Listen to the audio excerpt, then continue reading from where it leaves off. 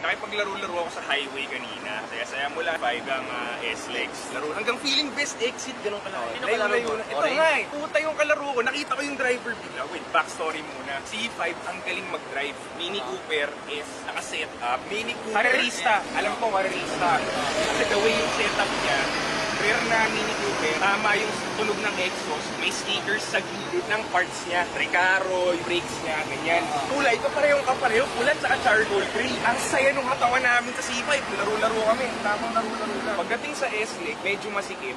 Paborito ko yung ganun. Boom, iwan, mga 15-20 cars. Sisiksikan mo. Oo, siniksikan ko. Nung 15-20 cars na yung gap, umreno na ako. Kasi pag magaling yung kalaro ko, hinihintay ko. Para laro ulit. Ngayon, preno ko. Puta, hindi huminto. Usually, pag naglakikipaglaro, hihinto yan. Okay, tapos, hindi. Umreno ko, iwan ako. Ang ina mo ha, boom, hapol na naman ako. Ang bilis lang, saglit lang, mga